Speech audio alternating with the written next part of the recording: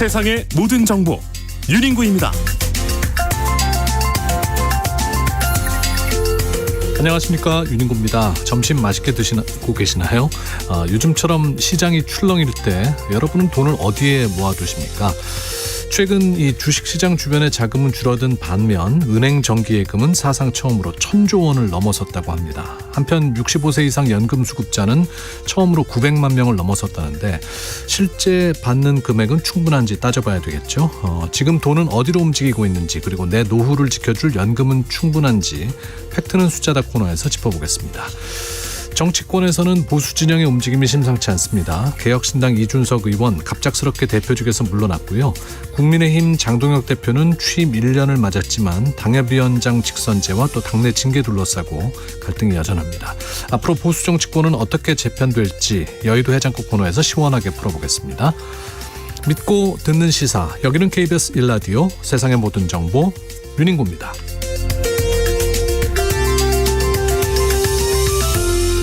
오늘도 갓생 품격 있게 여러분과 함께하겠습니다. 낮에는 아직 한참 덥습니다만은 해가 짧아지면서 아침 저녁으로는 그래도 가을 냄새가 조금씩 느껴집니다.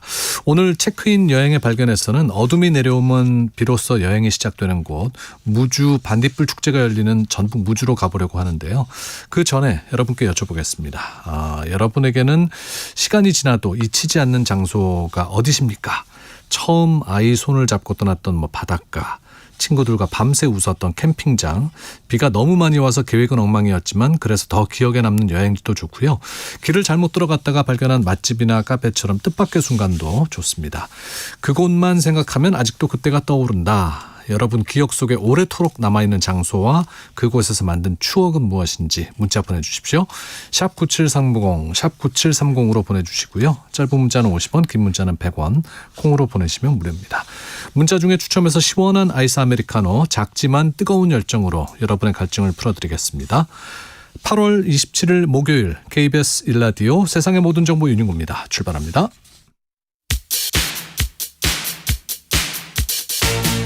듣는 것만으로도 앞서갑니다. 오늘 경제 뉴스의 핵심, 경제 인사이트 픽. 뉴스는 많지만 내 지갑에 도움되는 소식은 따로 있습니다. 오늘 꼭 알아야 할 경제 뉴스만 픽해서 전해드립니다. 경제 인사이트 픽, 임선우 뉴스캐스터 나오셨습니다. 어서 오세요. 안녕하세요. 네. 네팔에서 갑작스럽게 그 홍수가 발생을 해서 피해가 상당한 것 같은데 네. 우리 국민들도 있다면서요? 그렇습니다. 현재까지 파악된 내용을 보면요. 우리 국민 9명이 연락이 두절이 된 상태인데요. 수력발전소 건설에 위해 가 있던 한국 남동발전, 두산에너빌리티 직원들인 걸로 파악이 됩니다. 정부는 오늘 오후에 신속 대응팀을 급파할 예정이고요. 오늘 밤쯤에야 수도 카트만두에 도착할 걸로 예상이 되고 있는데 현재 피해 지역은 헬기 외에는 방법으로 접근이 불가능한 상황이어서 곧장 헬기를 수배 이동할 예정이라고 합니다. 연락이 닿지 않는 9명 말고도 현장에 고립된 다른 10명은 현재 안전한 곳으로 대피해서 구조를 기다리고 있는 상황인데요. 아무쪼록 부디 무탈하게 모두 돌아올 수 있기를 진심으로 바랍니다. 네, 자, 증시 살펴보겠습니다. 굵직한 이슈가 많은 하루인데 분위기 어때요?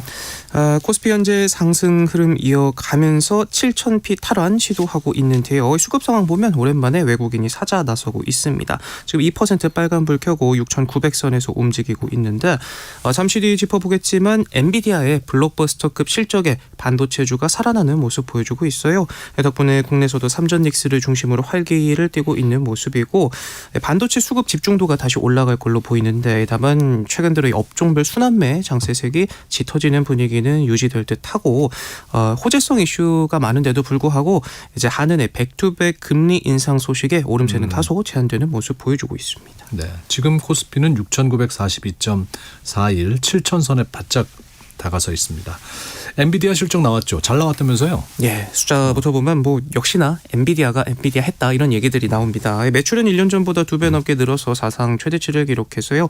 13분기 연속 신기록을 썼고요. 마진도 75%까지 확대가 됐습니다.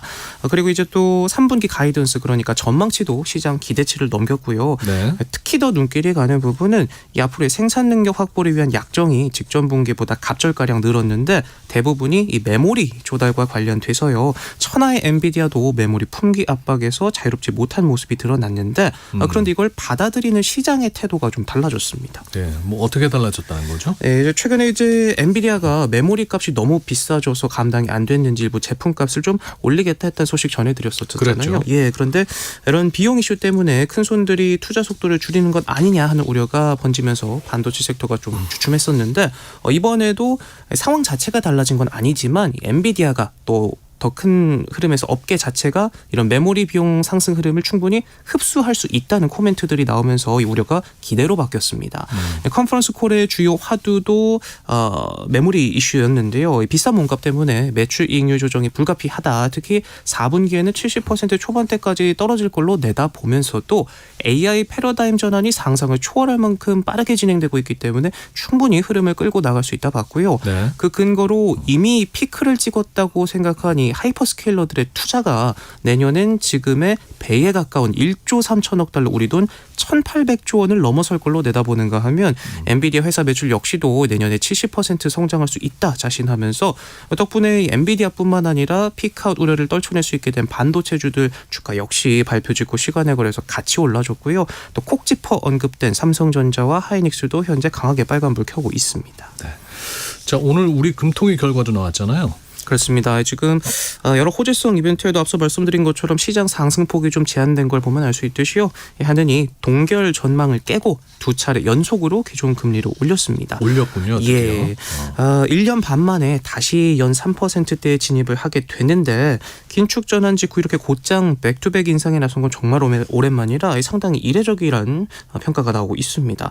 1차적으로는 아무래도 물가를 고려한 조치로 보이고요. 여기에 주택시장 또 가계부채도 긴축 필요성에 힘을 보탠 듯하고 또 반도체 덕분에 경기 회복세가 예상보다 나쁘지 않다 보니까 추가적으로 금리를 조정할 수 있는 여지도 남아 있어서요. 하느니 긴축 속도를 더욱더 높이면서 최종적으로 3%대 중후반까지 올라설지에 대한 시장 관심이 쏠리고 있습니다. 네. 요즘 대출 받기 힘들다고 하잖아요. 예. 농협이 문턱을 좀 낮췄다고 합니다. 이달 말일부터요. 주담대 갈아타기를 다시 허용하기로 했는데요. 한시 제한 조치 후 석 달 만이고요. 주담대 조건도 달라집니다. 비수도권은 대출 기간을 최대 30년으로 줄였던 조치를 풀고 다시 최대 40년까지 늘리고요. 주담대 모기지 신용보증 제한도 풀기로 하면서 숨통을 좀 틔워주는 모습인데요. 이런 흐름이 은행권 전반으로 번질 수 있을지 유심히 한번 지켜봐야겠습니다. 네. 부동산 세제 개편안 여론 수렴을 하고 있는 모양인데 비거주 1주택자의 종부세 기본공제액 높아질 걸로 보이네요. 예, 정부는 이제 여당 의견을 수렴해서 공제 한도를 9억 원으로 낮추려던 계획을 철회하고요. 기존 12억 원을 유지하는 방안을 유력하게 검토하고 있습니다. 개편 논의가 원점으로 돌아오는 셈인데 보유세 인상 상한도 전년도에 150%에서 200%로 올리기로 했고 이 역시도 여당 내에서 유지 주장이 나오자 150%로 되돌리는 걸 들여다보고 있고요. 막판 조율을 거쳐서 세제 개편안을 확정한 뒤에 국무회의를 거쳐 다음 달 3일 국회에 제출할 계획이라고 합니다. 네. 자, 용산공원 주택 공급 이거 두고 이제 서울시하고 정부 간 양측 이견이 있었는데 어떻습니까? 이제 어제 오세훈 시장과 김윤덕 장관의 두 번째 만남 이후 나온 소식들을 좀 갈무리해 봤는데요. 서울시가 정부의 주택 공급 부지로 용산공원 대신 탄천 물재생센터를 제안하고 재개발 지역 용적률 완화도 건의를 했습니다. 오세훈 시장은 용산공원 제외에 대한 의견을 좁혔다면서 대안으로 제시한 탄천 물재생센터의 동남권 청년단지 구상을 소상히 설명했다라고 말했고요. 특히 탄천 물재생센터는 민간사업 적격성 조사가 올해 말이면 마무리가 돼서 청년 주거단지 조성이 가능하다. 국토부 장관으로부터 심도 있게 검토하겠다는 답변을 받았다 말했습니다. 그러면서 주택 공급의 속도를 내기 위해서는 이 재개발구역 용적률을 완화해야 한다. 기존 비율의 1.2배까지 높여달라는 요청을 했고 또 국토부가 전향적으로 검토하기로 했다고도 덧붙였는데 의견이 좁혀지는 느낌이라며 합의에 대한 기대감을 내비쳤고요. 이 두 사람은 다음 주에 한 차례 더 만날 예정입니다. 네. 산업용 전기요금 지역에 따라 다르게 매기는 방안이 나왔다고요? 네, 정부와 한전이 전국을 크게 네 권역으로 나눠서요 전기요금을 차등화하는 방안을 내놨습니다. 이 산업용 전기요금 얘기고요. 남부권은 킬로와트 시당 최대 18원, 충청 강원은 15원, 수도권 북부는 최대 10원까지 내려갈 수 있는 반면에 전력 수요가 많은 수도권 남부는 지금과 거의 비슷하게 유지가 됩니다. 전기를 많이 생산하는 비수도권에서 전력 수요가 몰린 수도권으로 보내는 구조를 바꿔보자. 하고자 하는 의도로 비수도권의 전기요금을 낮춰서 기업과 첨단 산업을 유치하고 수도권 집중도를 완화하겠다는 취지입니다. 다만 우리나라는 전국이 하나의 전력망으로 연결이 돼 있기 때문에 행정구역별로 이렇게 전기값을 나누는 게 기술적으로는 또 쉽지 않은 데다가 가뜩이나 이제 빚에 허덕이는 한전의 곳간이 더 썰렁해질 수 있다는 부담도 있어서 우려의 목소리도 함께 나오고 있습니다. 시외버스하고 고속버스 요금이 오른다는데 얼마나 오릅니까? 예, 당장 오는 10월 1일부터 요금이 9%가량 인상이 되는데요. 이게 3년 만이라고 하고요.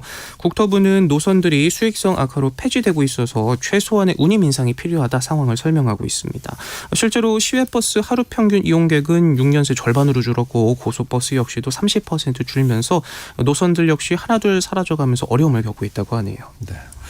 요즘에 이제 유튜브들 많이 보시는데 보시다가 마음에 드는 상품 바로 구매하는 경우들 있잖아요.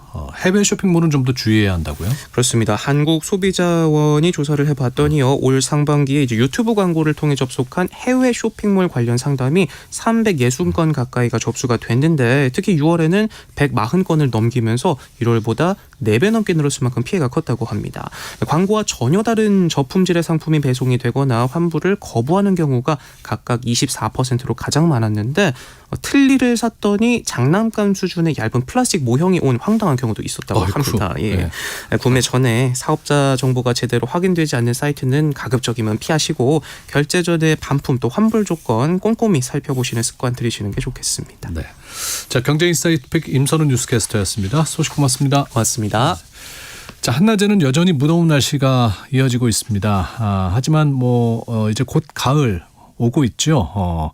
다음 주부터 전북 무주에서 반딧불 축제가 열린다고 해서 2부의 여행의 발견 코너에서 이야기 나눠볼 텐데요. 그 전에 애청자 여러분들과 시간이 오래 지나도 잊히지 않는 장소가 어디인지 이야기 나눠보겠습니다. 2628님께서 문자 보내주셨어요. 30년 전 부산 사구 에덴 공원 내에 있는 물레방아 카페에서 아내에게 장미꽃 50송이를 주며 나와 결혼해달라고 프로포즈했습니다. 30년이 지난 지금도 그 장소를 우연히 지나다 보면 마음이 설렙니다. 아직도 그 물레방아 카페가 유지되고 있나 보죠. 예, 대단하십니다. 김정민님, 유치원 때 할머니랑 사촌 동생들이랑 갔던 진안군의 한 자두밭이 기억나요. 할머니께서 고운 양산을 쓰시고 저희와 손을 잡고 뜨거운 땡볕과 개울을 건너며 가서 원두막에 앉아 자두를 먹었던 기억납니다. 할머니 보고 싶어요 하셨고요. 1445님께서는 비 오는 밤 수원의 한 골목길 가로등 및 우산 속에서 설레는 첫 키스의 역사가 쓰여졌습니다. 지금도 그때만 생각하면 가슴이 두근두근해요. 그 사람과 결혼했는지는 비밀입니다 하셨는데 반전이네요. 0184님, 풍광 좋은 곳으로 친구들과 캠핑 갔는데요. 계곡물이 불어서 모든 것이 다 떠내려간 거예요.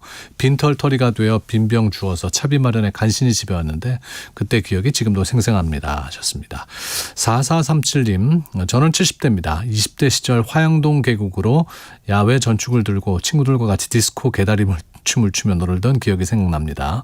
그 친구들은 어디서 무엇을 하는지 하고 보내주셨습니다.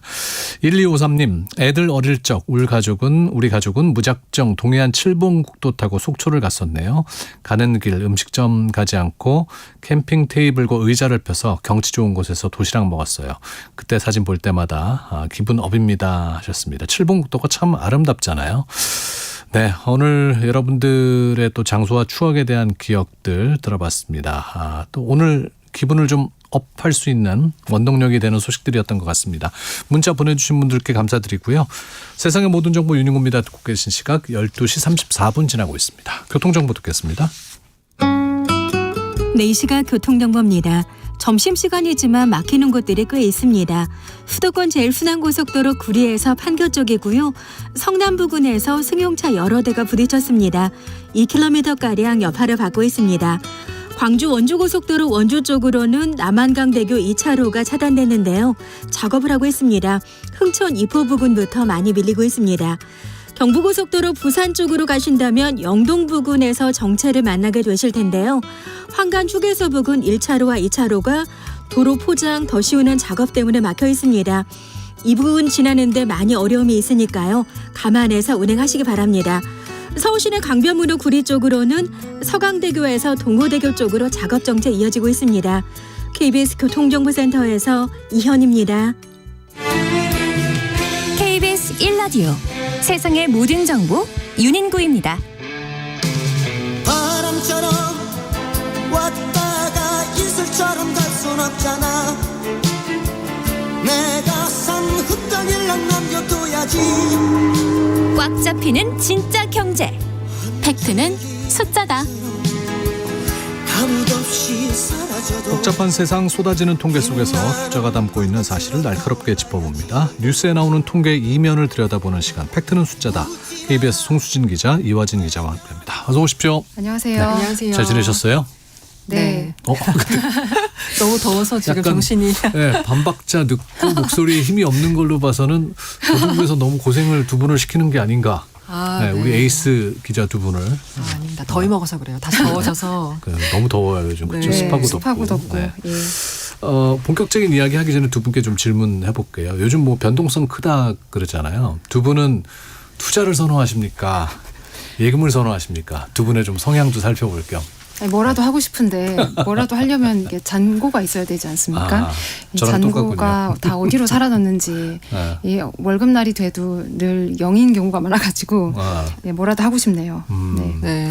너무 방어적인 대답 아닙니까? 네? 방어적인 대답. 네. 그래도 상대적으로 보면 저는 아직은 예금인 것 같아요. 예금. 네. 어렸을 이화진 때부터 기자는요? 쭉. 사실 저희 또래는 좀 공격적인 투자하는 분들이 좀 많은데 네. 최근에 코스피 지수가 너무 좋지 않아서 다 예금으로 돌리거나 적금을 하고 있습니다. 그렇죠. 요즘 상황이 좀 투자를 하기에는 너무 변동성이 커서. 네. 네. 왜 이야기를 여쭤봤냐면 오늘 첫 이야기 나눌 소식이 송수진 기자가 준비해온 소식인데 네. 은행권에서 나온 소식입니다. 은행 정기예금이 사상 처음으로 1,000조 원을 넘었다고요? 네. 은행 정기예금이요. 1,000조 원을 넘었습니다. 그 KB국민은행, 신한하나, 우리, NH농협 이 5곳의 잔고를 합친 숫자인데요. 지난 21일 기준으로 정확히는 1,000조 917억 원입니다. 네. 6월 말에는요. 잔고가 949조 원이었거든요. 그러니까 2달도 안 돼서 50조 원 넘게 불어난 겁니다. 그런데 이 같은 기간에 정확히 반대로 움직인 숫자가 있는데요. 바로 이 주식을 사려고 증권 계좌에 넣어둔 돈, 투자자 예탁금입니다. 6월 4일에 139조 7천억 원으로 사상 최대였는데요. 지난 24일에는 103조 원이었습니다. 그러니까 네. 2달 반 사이에 37조 원이 주식 빠져나가는 거죠. 그런 거네요. 네, 그런 겁니다. 예, 지난 11일에는 이 돈이 103조 원에서 더 내려가서 97조 원대까지 내려왔습니다. 그러니까 예금 계좌는 채워지고 주식 계좌는 비어가고 있는 거죠. 그런데 지난해 이맘때는 반대였거든요.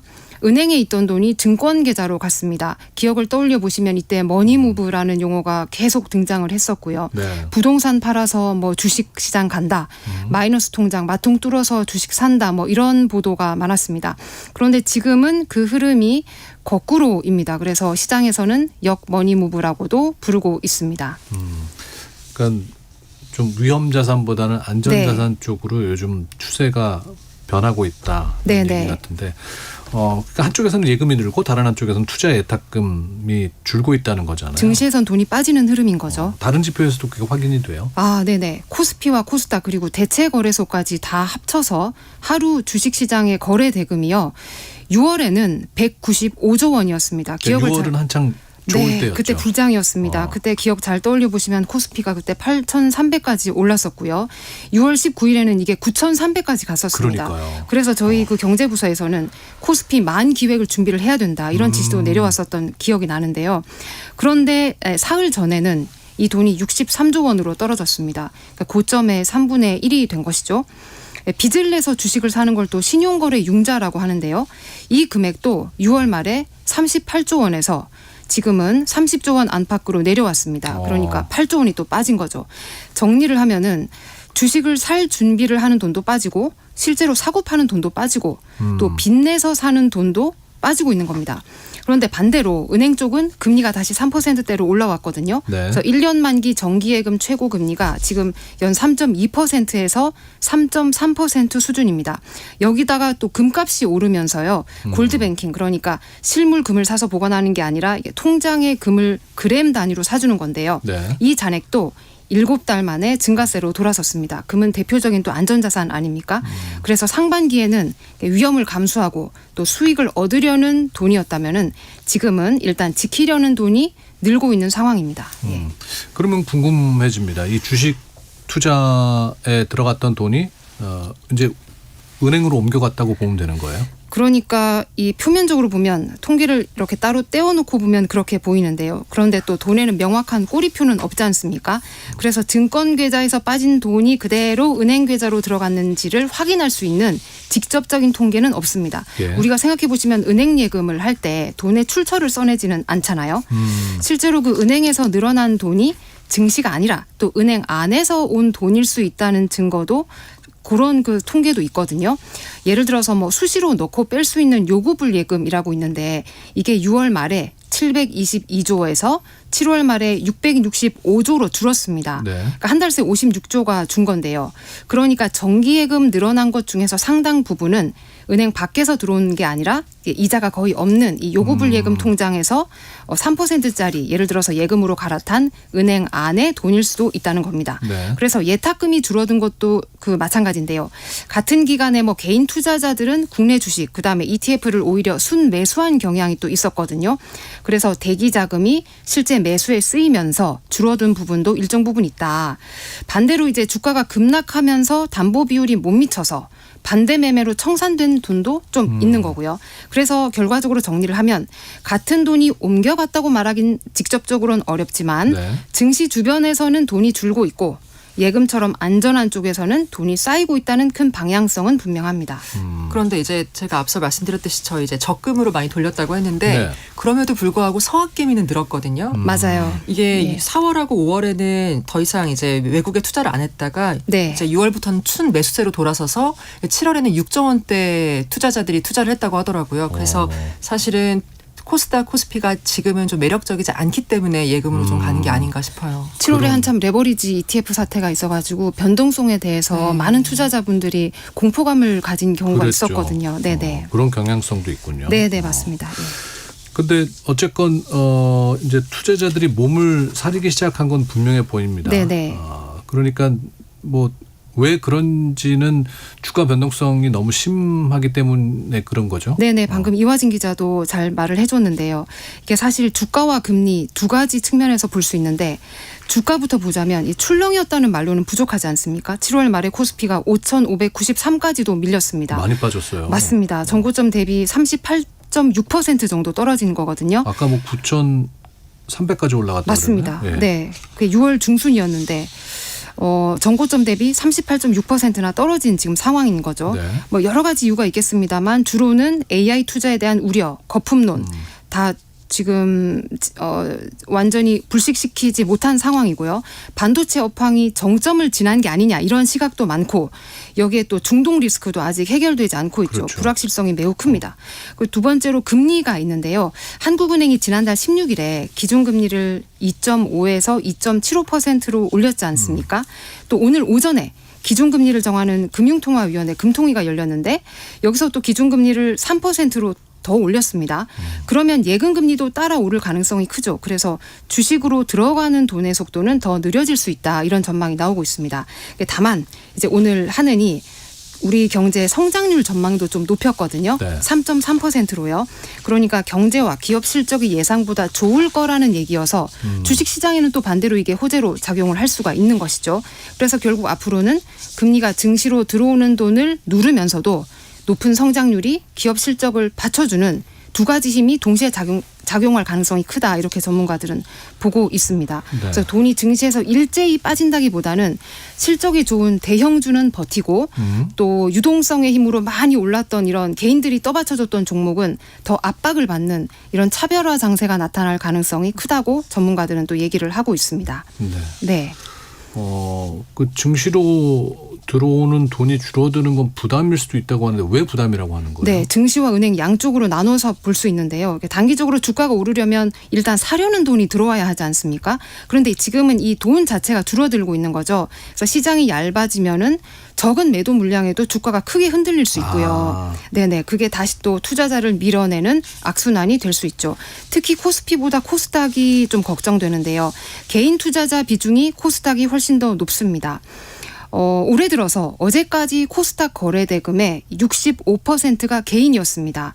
그런데 코스피는 개인의 비중이 39%였고요. 굉장히 큰 차이네요. 맞습니다. 1.7배 가까이 더 높은 시장이 코스닥입니다. 개인이 사고 파는 비중이요. 그러니까 개인 자금이 한꺼번에 빠지면 코스닥이 훨씬 크게 출렁일 수밖에는 없는 거죠. 또 증시뿐만 아니라 이제 은행 입장에서도 이게 마냥 좋은 게 아닌 게요. 이자가 거의 없는 통장이 줄고 또 3%짜리 예금이 늘면은 은행이 줘야 되는 이자가 늘어나지 않습니까? 네. 그러니까 실제로 그 4대 은행의 2분기 평균 순이자 마진이 1.59%로 낮아졌습니다. 이자로 벌어들이는 돈이 낮아진 거죠. 그래서 이 조달 비용이 늘면은 대출 금리에 또 반영이 되겠죠. 그래서 주택담보대출의 기준금리가 오를 수 있는 겁니다. 그러니까 예금이자가 오른 만큼 또 시차를 두고 대출이자도 오를 수 있다는 얘기죠. 예. 네. 근데 이제 미국 금리도 9월에 또 FOMC가 있는데 거기서 한 번 더 올릴 수 있다는 가능성이 있어서 저희도 네, 맞습니다. 지금 올렸지만 더 올릴 수 있는 가능성이 있더라고요. 네, 전 세계적으로 그래서 수급이 굉장히 걱정되는 상황이라고 전문가들은 보고 있습니다. 예. 이번에 과연 한국은행에서 연달아서 올릴까에 대한 물음표가 많이 찍혔는데 결국은 이제 연달아서 올리는 네. 결과가 나왔네요. 그렇죠? 네네. 그만큼 우리 경제가 두 번의 연이은 인상을 받아들일 지금 체질이 갖춰져 있다라고 또 한국은행은 봤다 이렇게도 볼 수 있습니다. 예. 네. 자, 이번에는 이화진 기자가 준비한 소식인데요. 연금 받는 분들이 처음으로 900만 명을 넘어섰다고요? 네, 저희 공적 사적 연금 다 포함하면 11개 종류의 연금이 있거든요. 근데 이 가운데 하나 이상 받은 65세 이상 분들이 처음으로 900만 명이 돌파된 거거든요. 지금 65세 이상 인구가 1000만 명이 좀 넘습니다. 근데 이 중에 91.2% 그러니까 10명 중에 9명 이상이 수급을 하신 거고 네. 월 평균 수급액을 보니까 이제 받으신 분들이 한 달에 73만 원 정도로 받으셨는데 이게 뭐 많아 보이긴 하지만 이게 1인 가구 최저 생계비가 130여만 원 정도인데 절반밖에 안 되고요. 이게 평균값에 함정에 빠지면 안 되는데 실제로 중위값을 봐야 됩니다. 근데 분포도로 따지면 딱 중간에 있는 분이 얼마를 받느냐 49만 원 받거든요. 훨씬 더 적어지네요. 그러면. 네, 그래서 수급자 절반 이상이 월 50만 원 미만밖에 받지 못하십니다. 그러니까 수급자들 사이에서도 편차가 크다는 얘기인데 그 어떤 차이가 있습니까? 네, 이번에 국가데이터처 보니까 성별 격차가 굉장히 뚜렷한데 먼저 남성 수급자 같은 경우에는 월 평균 95만 원을 받으시는데 여성은 54만 원을 받습니다. 그러니까 60%에도 못 맞히는 경우고 또 주택 보유 여부에 따라서 차이도 있는데 주택 소유하신 분들은 월 평균 91만 원. 네. 근데 무주택자들은 58만 원, 30여만 원 이상 차이가 나고 이게 왜냐하면 남성분들과 주택 소유자들은 이제 경제활동 기간이 길고 보험료를 많이 납부해서 국민연금 수급액이 높았지만 그에 비해 여성이나 무주택자분들은 상대적으로 그 기초연금 비중이 높았던 결과거든요. 근데 조금 분석을 해보면 걱정은 지금 18세에서 60세 미만 청장년층 가입자 사이에서도 세대가 지났지만 이같이 성별 자산별 가입률 격차가 그대로 유지되고 있다는 점입니다. 네. 그 중위값만 봤을 때는 최저 생계비에도 한참 못 미치는 돈인데 그러면은 이 어르신들은 생활을 어떻게 하고 계시다는 건가요? 그렇죠. 한 달에 50만 원 가지고 살기 너무 어렵죠. 그래서 65세 인구 비율의 40% 정도가 한 450만 명 정도 되는데 이분들이 생계노동을 하십니다. 저희 아시다시피 경비, 청소, 배달, 청소 이런 것 같은 노인 일자리가 많아졌고요. 또 폐지수거가 대표적이죠. 근데 네. 문제는 65세 이후에 새로 취업하시면 고용보험 가입 대상에서 제외가 됩니다. 그래서 일을 하셔도 그만둬도 실업급여 대상 같은 최소한의 안전망이 없죠. 네. 이게 재정 문제와도 관련이 있을 것 같은데 어떻습니까? 계속 이제 출연할 때마다 이제 통계 말씀드리다 보면 저희가 저출생 고령화 때문에 모든 통계가 속상해지거든요.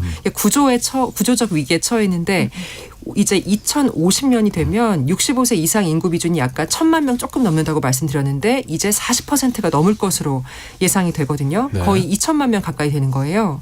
그래서 생산 가능 인구는 반대로 그만큼 급감하고 그래서 쉽게 말해 내는 사람은 없어지는데 받는 사람은 늘어서 원래 국민연금이 작년에 추산했을 때 이제 2056년 그러니까 네. 지금으로부터 30년 뒤면 완전히 연금이 바닥날 거라고 예측을 했었어요. 그래서 작년에 18년 만에 국민연금 개혁을 해서 핵심은 이제 보험료율을 9%에서 13%로 인상한 건데 네. 이 덕분에 기금 소진 시점이 어쨌든 15년 늦춰졌어요. 그래서 2071년까지는 줄 수 있다. 이렇게 됐는데 최근에 추가 시뮬레이션을 해보니까 이 정도로도 충분하지가 않다는 거예요. 이 초고령화 속도를 감안하면 보험료율을 15%까지는 단계적으로 더 올려야 된다고 합니다. 그러니까 9%에서 13% 올린 것도 이제 1년에 1%씩 단계적으로 올라가고 있는 거잖아요. 그렇죠? 근데 맞습니다. 그거를 15%까지 올려야 조금 여유가 생긴다. 네. 이런 말씀인 거죠. 근데 이 보험료율을 계속 올리는 것도 좀 한계가 있을 텐데 다른 나라들의 경우는 어떻습니까? 그렇죠. 이거 1% 올리고 하는 것도 굉장히 국민적 저항이 크고 원래 조세 정책이 그렇잖아요. 그래서 외국은 이렇게 국회를 그때마다 통하지 않고도 자동으로 돈을 좀 조정할 수 있게 하거든요. 그래서 이른바 자동 조정 장치라고 하는데 저희가 또 OECD 많이 얘기하잖아요. 이제 OECD 회원국 가운데 70%가 이 자동 조정 장치를 이용하는데 이게 그렇군요. 뭐냐면 이 개혁 법안이 생겼을 때 국회에 통과하지 않고 아까 말씀드린 것처럼 이제 인구 구조 경제 상황이 바뀌면 연금액이나 보험료가 자동으로 조정을 되는 겁니다. 이게 매번 바꾸는 거는 반대급부가 심하니까. 예, 그렇죠. 그래서 일본 같은 경우는 기대 수명이 늘고 가입자 수가 주니까 그만큼 인상률을 조금씩 깎는 연금 인상률을 조금씩 깎는 방식을 도입을 했죠. 네. 근데 이번 저희도 작년에 이걸 개혁안을 통과시킬 때 여야 합의를 직전까지는 갔었어요. 요 자동 조정 장치를 도입하자. 근데 결국 끝까지는 이루어지지 못해서 빠지게 됐거든요. 그래요. 네. 다만 이제 저희가 걱정이 되니까 그러면 국가가 연금 지급을 보장을 하겠다라는 내용을 법에 명문화해달라라고 해서 기금이 혹여나 나중에 소진되어도 국가가 책임진다는 걸 못 박았죠. 그래서 이제 세 가지입니다. 보험료를 더 걷거나 국고를 좀 더 투입하거나 이렇게 말씀드린 해외처럼 자동 조정 장치로 급여를 조정하거나 이걸 네. 어떻게 하느냐가 계속 논쟁이 될 겁니다. 뭐 연금 수급을 앞두고 계신 분이나 이제 그 해당 연에 들어가신 분은 그렇다 쳐도 청년 세대는 어떻습니까? 이제 그게 걱정이죠. 왜냐하면 소득 공백 때문이거든요. 이 지금 장년층 분들 조사한 결과 보니까 가장 오래 다닌 직장을 몇 살에 그만두셨느냐 이렇게 물어보니 53세에 그만두셨다고 하는 거예요. 근데 지금 2030은 대부분 만 65세부터 연금을 받을 거거든요. 그렇게 되죠. 네. 그럼 계산을 해보면 약 12년, 13년의 공백이 생기는데 이제 사실 먹고 살 게 없는 거잖아요. 그래서 저희 세대들은 여행 같은 거 욜로족 같은 게 좀 없어지고 이제 현재 살기보다는 좀 미래 투자하자. 그래서 어떻게 하냐? 연금 저축하고 IRP 개인형 퇴직연금에 돈을 먼저 넣는 거죠.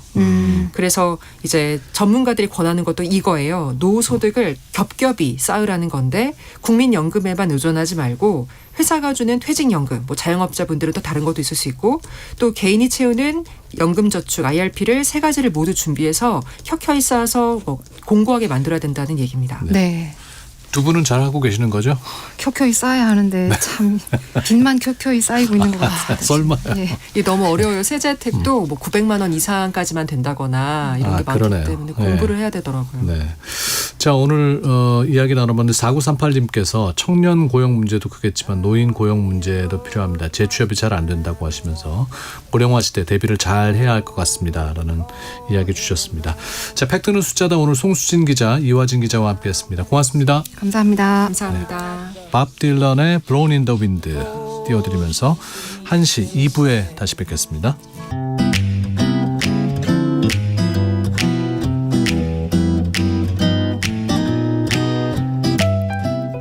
안녕하세요. 바른말 고운말입니다. 어떤 것을 몹시 싫어하거나 꺼리는 것을 가리키는 표현으로 질색이라는 한자어가 있습니다. 예를 들어 나는 더운 날씨라면 딱 질색이다 같이 말할 수 있죠. 이와 관련해서 어떤 것을 너무 싫어한다고 할 때 질색팔색한다 같은 표현을 종종 들을 수 있는데요. 국립국어원 표준국어 대사전에는 질색팔색하다는 없고 칠색팔색하다라는 관용구가 올라와 있습니다. 여기서 칠색이란 태양광을 스펙트럼으로 나눌 때 나타나는 7가지 빛깔, 즉 흔히 무지개 색깔이라고 말하는 빨강, 주황, 노랑, 초록, 파랑, 남빛, 보라를 이루는 것입니다. 7색, 8색에서 8색은 7색과 관련 지어보면 8가지 빛깔이 나는 것을 유추해 볼 수 있기는 합니다만 사전에 8색이란 단어는 표제어로 나와 있지 않고 7색과 연결해서 사용한 표현에 지나지 않는다고 할 수 있습니다. 이와 비슷한 예로 눈치 코치나 눈짓 콧짓 같은 것을 들 수 있겠습니다. 눈치 코치는 눈치를 강조하여 속되게 이르는 말이고 눈짓 콧짓은 온갖 눈짓을 강조하여 이르는 말입니다. 코치와 콧짓도 사전에 표제어로 올라와 있지 않고 각각 눈치, 눈짓과 운율을 맞춰서 넣은 것에 불과한 것입니다. 참고로 눈치 코치에서 코치는 사이시옷을 안 쓰지만 눈짓 콧짓에서는 코에 사이시옷을 넣어서 콧짓이라고 씁니다. 지금까지 바른말 고운말 아나운서 국혜정이었습니다.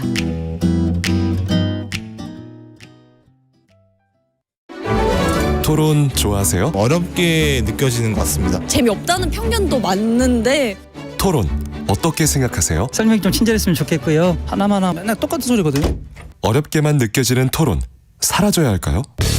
그럼에도 토론은 계속되어야 합니다. 당신의 귀를 사로잡는 새로운 열린 토론. 홍현희와 함께합니다. 평일 저녁 7시 20분 KBS 열린 토론.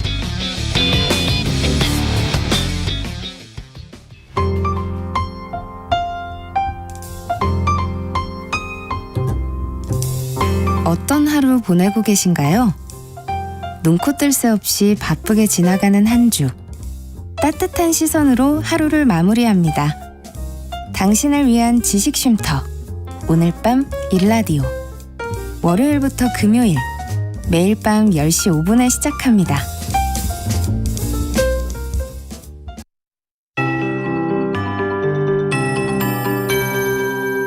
KBS 58분 날씨.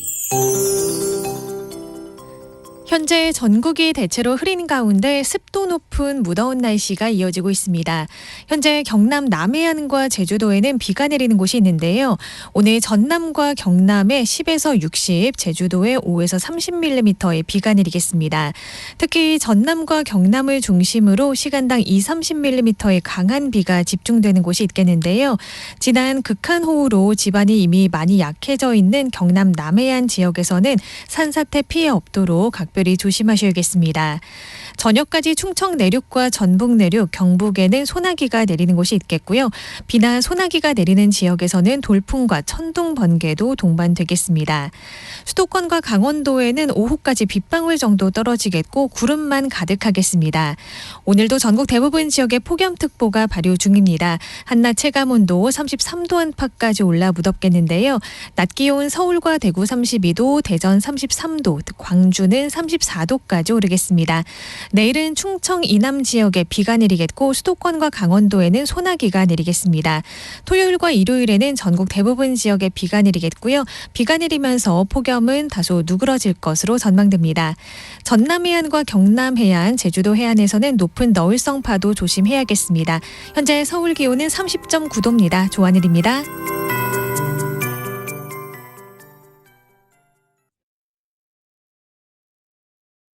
정성을 다하는 국민의 방송 KBS가 한시를 알려드립니다.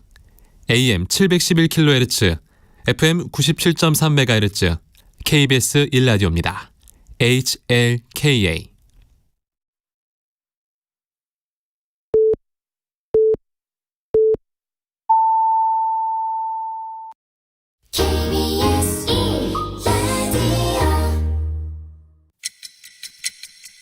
듣는 것만으로도 앞서갑니다. 당신의 갓생 파트너 KBS 1라디오. 세상의 모든 정보 윤인구입니다.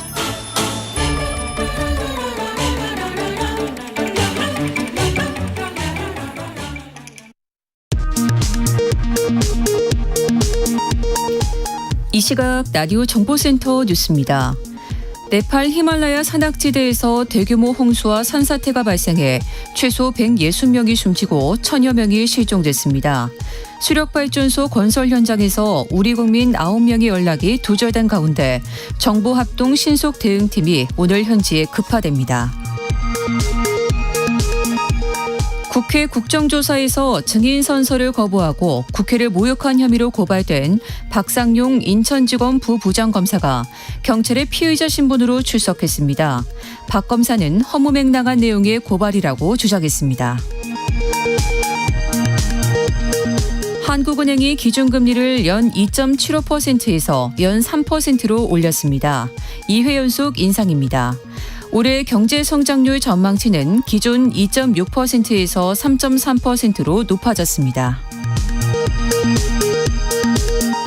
고용과 피해지원금에 힘입어 올해 2분기 명목 가계소득이 지난해보다 4.5% 증가했습니다. 상하위 소득 격차는 2007년 통계 시작 이후 최소 수준으로 줄었습니다. 지금까지 라디오 정보센터 뉴스 정원나였습니다.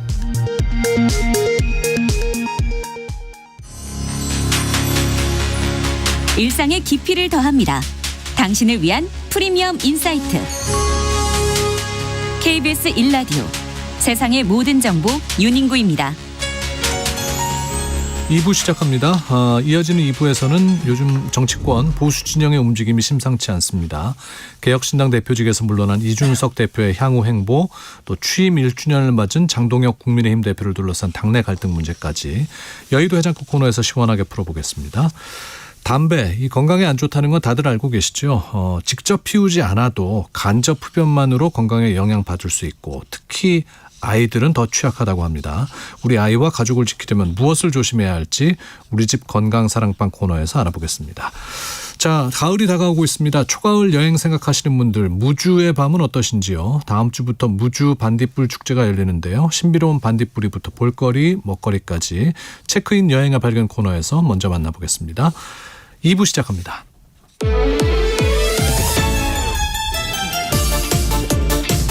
오늘 정치 뉴스에 속 뒤집힌 분들 다 오세요.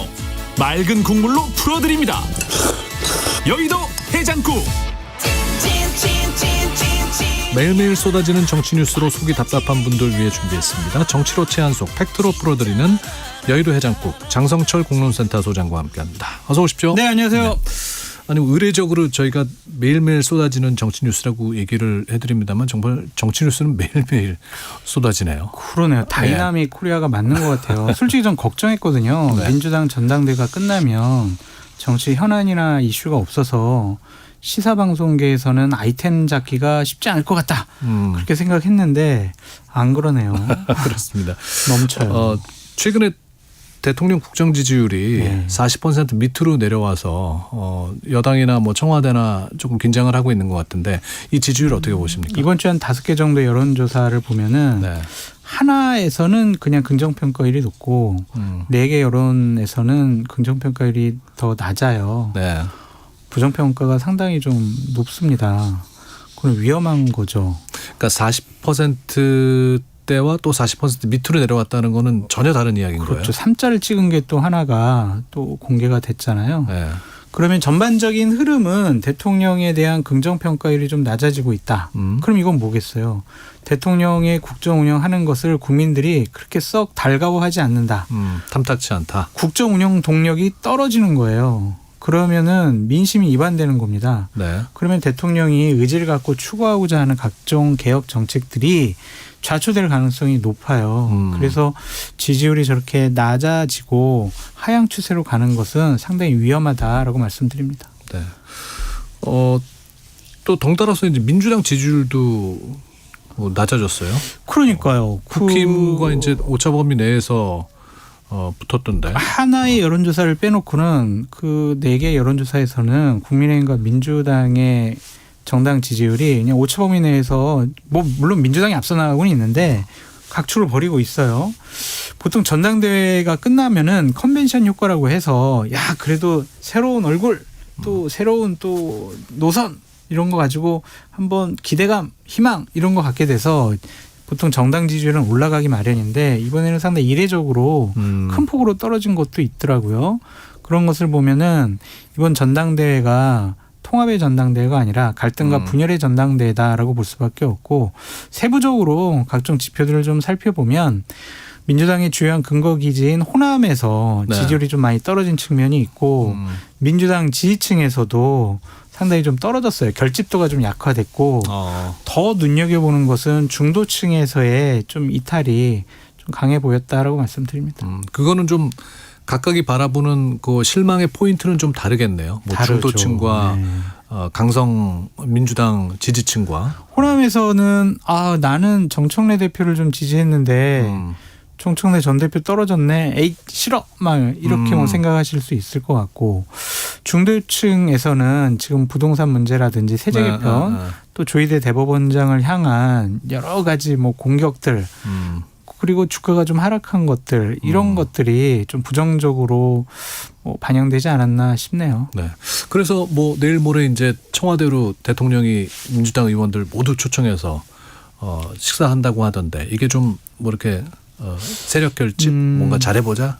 근데요 이미 정청래 대표 한번 청와대 불러가지고 식사했죠. 네. 그리고 반명 친청 최고위원들 3명이 포함된 민주당 지도부 새 지도부 이미 가서 했죠. 식사했죠. 지금 이제 내일 금요일 날 뭐 청와대로 다 초청을 해가지고 민주당 의원들 격려하신다는 거잖아요. 이게 이제 통합의 행보라고 보여질 수밖에 없거든요. 그럼 진영을 좀 결집시키자. 우리끼리 일단은 좀 뭉쳐보자. 그러한 이미지로 보일 수가 있어요. 이렇게 됐을 때 과연 진영의 갈등이 작아질지 뭐야 뭐 밥 한 번 뭐 주고 뭐 우리 정청래 대표 어떻게 할 거야 막 이렇게 해서 그 반감이 수그러들이지 않을지 네. 중도층에서는 또 합리적인 보수층에서는 뭐야 외연확장한다며 구조적 다수 만든다며 합리적인 중도층 또 보수층 포용한다며 그런데 대통령이 얼마 전에 메시지에서 우리가 왼쪽을 조금 더 신경 써야 될 것 같아. 지도부 만찬에서 그 얘기를 했죠. 네. 진영을 좀 결집시키는 말씀과 행동들을 하신단 말이에요. 그러면 중도층에서는 뭐야 국민 모두의 대통령 된다고 해놓고 민주당 진영 진보 진영의 대통령이 되려고 결심한 거 아닌가? 이게 또 실망해서 떨어질 수도 있는 것이고 그래서 이게 참 어려워요. 어려운데 저는 이러한 것들이 대통령이 나서서 하시는 것은 조금 좀 이게 긍정적인 효과를 발생시키기가 쉽지 않다라고 보여지는 거예요. 이제 그거는 김민석 대표 그리고 당의 몫으로 남겨둬야지 통합과 갈등 우리 진영 결집 이런 거 내가 민주당 출신 대통령이니까 내가 해야지 이렇게 나서는 순간 그것을 좀 고깝게 보는 그러한 반대 세력도 나타날 수밖에 없지 않을까 그런 걱정이 듭니다. 그러니까 지난 1년은 이재명 대통령이 그 전면에 나서서 많은 일들을 주도하지 않았습니까? 그러니까 이제는 조금 뒤로 좀 물러날 필요가 아니요. 대통령이 모든 걸 책임지면서 국가의 정책이라든지 국정 운영은 하셔야죠. 제가 말씀드렸던 약간 뒤로 한 발 빠지시라는 거는 진영 내의 단합, 진영 내 갈등을 없애는 거. 야 정청래 전 대표, 김민석 대표 화해해. 자 악수하고 자 우리 저기 최민희 의원하고 박선원 최고위원하고 러브샷해. 이거는 억지죠, 억지. 그러니까 이런 거 하지 마시고 그냥 국민 모두의 대통령이 되는 모습 보여주시면서 당은 김민석 대표 중심으로 진영 내 갈등과 분란과 여러 혼란들을 정리해 나가는 것이 맞지 않을까. 그래서 투트랙으로 좀 나가시는 것이 현명해 보인다라는 생각이 듭니다. 네. 분명 이제 속내는 그러고 싶을 텐데 최근에 또 유시민 작가가 한 발언을 보면 굉장히 불편할 것 같아요. 그거는 진짜요. 역대급으로 저주한 것이 아닌가. 오만한 권력이다. 왕정. 이런 얘기도 했고 왕정 귀족정 얘기도 했고 집권 연합을 스스로 해체하고 있다. 저는 이 전당대회 이후에는 그래도 좀 이 유시민 작가의 발언이 좀 수그러들지 않을까 싶었는데 그렇지 않네요. 유시민 작가가 힘을 얻은 것 같아요. 그러니까 연료가 오히려? 주입된 거예요. 왜냐하면 봐봐 내가 전에 얘기했지 정청래 대표 만만치 않다니까. 일반 국민 여론조사를 보면 정청래 대표가 어쨌든 조금이나마 이겼잖아. 그리고 호남을 제외하고는 다른 지역에서 정청래 대표 경쟁력 이거 상당해. 이긴 지역도 있어. 그러니까 내 말이 맞는 거야. 정청래 대표를 지지하는 또 내 말에 동의하는 그런 사람들을 빼놓고 이재명 대통령과 민주당 김민석 대표가 과연 정치를 제대로 할 수 있겠어? 코 지층 흔들리는 거야. 그러니까 내 말이 맞다니까 하면서 다시 등판하신 거죠. 근데 제가 대단히 유익 있게 봤던 이 문장들이 몇 개가 있는데 네. 학습 능력이 이제 없어졌다라고 얘기를 해요. 이재명 대통령한테. 이거 대단히 모욕적인 말이거든요. 그냥 과거의 고집과 신념 관행대로 지금 통치하는 거다. 이런 식으로 프레임을 폄하시키는 거잖아요. 과연 이게 맞는 것이냐라는 생각이 들고 또 하나는 대통령 되기 전에 이재명과 대통령 된 이후에 이재명은 다른 사람이다라고 하면서 이제 상종 못할 사람, 같이 갈 수가 없는 사람이라고 또 규정을 해버리더라고요. 그거는 조언이 아닌 것 같아요. 그건 두드러 패는 거예요. 그거는 비판하고 공격하는 겁니다. 진보 진영의 큰 지식인 어른으로서의 유시민 작가는 이제 그건 손 턴 것 같아요. 나는 반 이재명이야. 그걸 선언한 것 같고 제가 더 유익 있게 본 거는 강훈식 비서실장을 노골적으로 비판을 했어요. 어디 감히 되지 않는 게 국민들이 뽑은 국회의원들을 앞두고 제3의 길 등 이런 거를 지가 뭘 얘기를 해? 강훈식 지가 무슨 뭐 이데올로기도 아니고 그러한 철학과 가치를 갖고 있지 않은 사람이 어디 감히 와가지고 얘기를 해? 이런 식으로 완전히 짓밟아 버려요. 뭐 구원이 있습니까? 뭐 모르겠습니다. 그러니까 강훈식 비서실장은 그 전에 청와대에서 이렇게 뭐 유시민 작가 만나려고 했는데 뭐 유시민 작가가 안 만났다 뭐 이런 식으로도 해명을 한 적이 있었거든요. 청와대에서. 근데 강훈식 비서실장을 저렇게 정말 이거는 야당도 저런 식으로 비판 안 해요. 이건 감정이 들어간 거잖아요. 어디 돼도 안 되는 게 깜도 안 되는 게 이런 표현이잖아요. 어디 나설 자리 안 나설 자리 가리지도 못하면서 나서 완전히 그냥 무시하는 거란 말이에요. 아니 뭐 친청계로 분류되는 거 한민수 최고위원은 뭐 비평가로서 뭐 할 수 있는 얘기다. 그러면은 라고 진영 내에서의 누군가가 한민수 최고위원한테 어디 되도 않는 게 감히 지금 최고위원 된다고 어디 이렇게 날뛰냐 이런 식으로 막 얘기를 하면은 한민수 최고위원은 뭐 비판받을 수 있지 뭐. 이렇게 생각하겠습니까? 그러니까 선을 넘었다라는 거예요. 저는 충분히 권력자들은 비판받을 수 있거든요. 그거는 권력자의 숙명이죠. 그렇게 견제를 해야 독재로 안 가는 겁니다. 근데 이거는 감정을 건드는 거잖아요. 비판도 상대방을 화나게 하면 안 돼요. 상대방에게 그래 맞아. 유시민 작가 말이 맞지. 내가 뭐 잘못 생각했구나. 나 이거 고쳐야 되겠네. 야 유시민 작가 고맙네.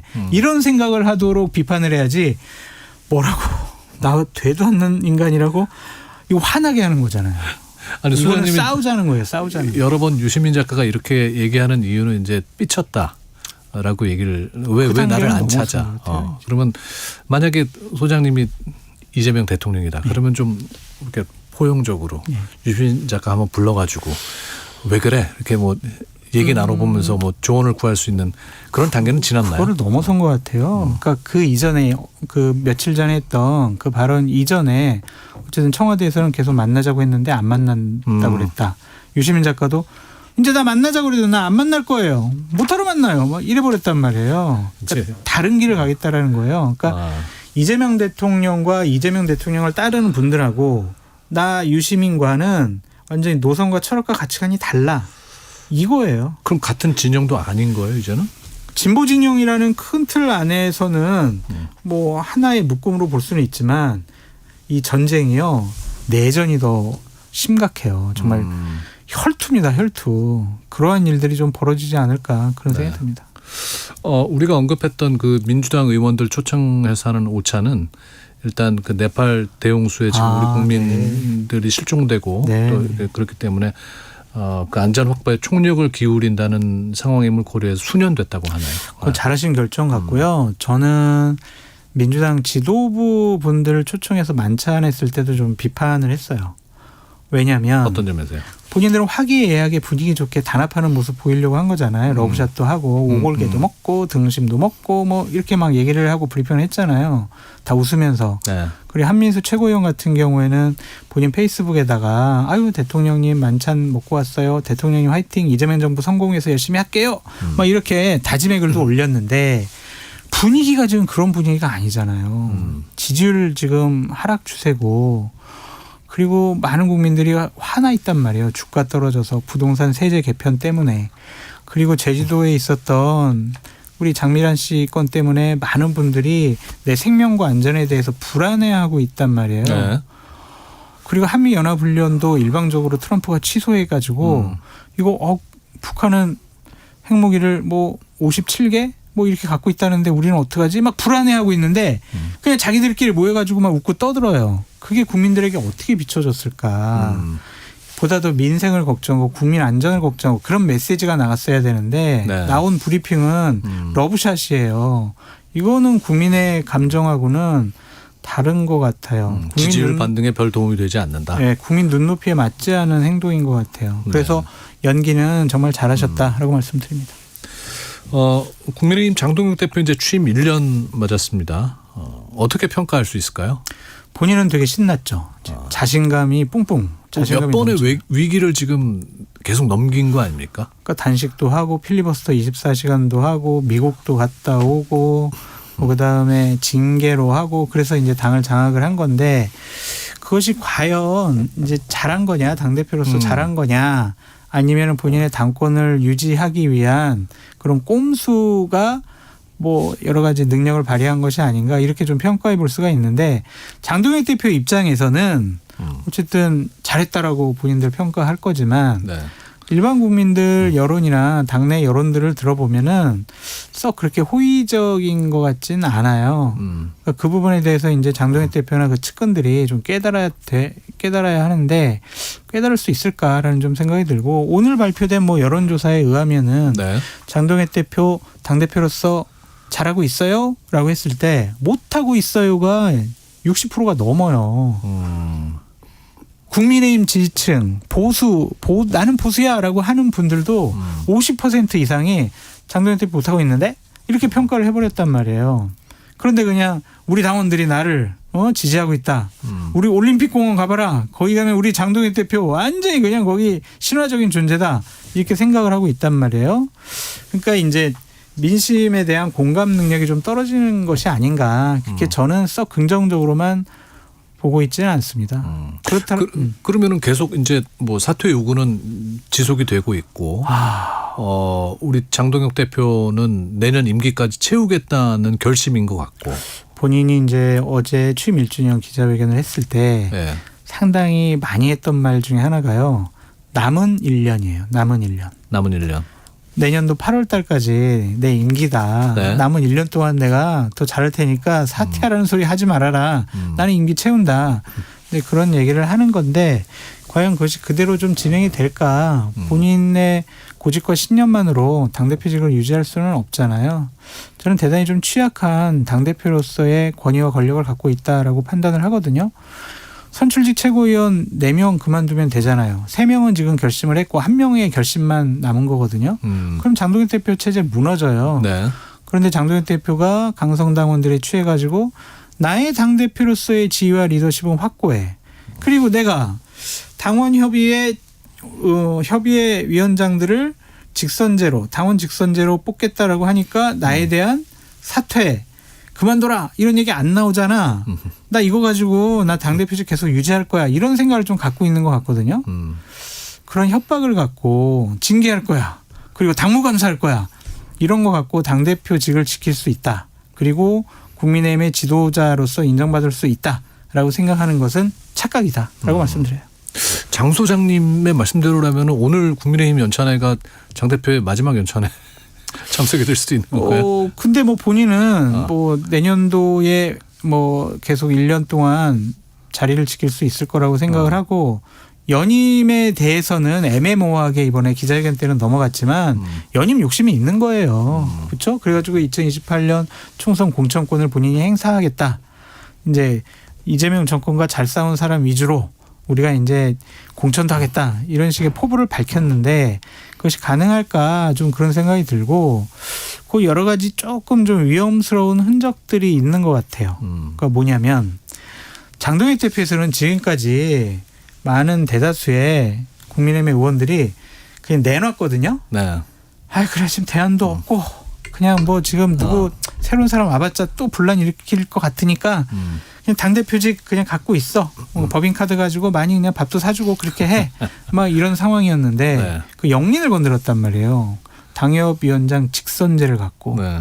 그러면 그거는 의원들이 안 되겠네. 선을 넘었네. 뭐 내 자리를 뺏겠다고? 나 제끼고 공천 안 주려고 한다고? 이건 안 되지. 장동혁 그만두면 안 되겠네. 이런 생각을 가질 수 있다라는 좀 생각이 들고 이번에 장동혁 대표가 지난주 월요일 날 최고위원 회의 때 자, 당협위원장 직선제 우리 상정해가지고 처리합시다 라고 했는데 상정을 보류했잖아요.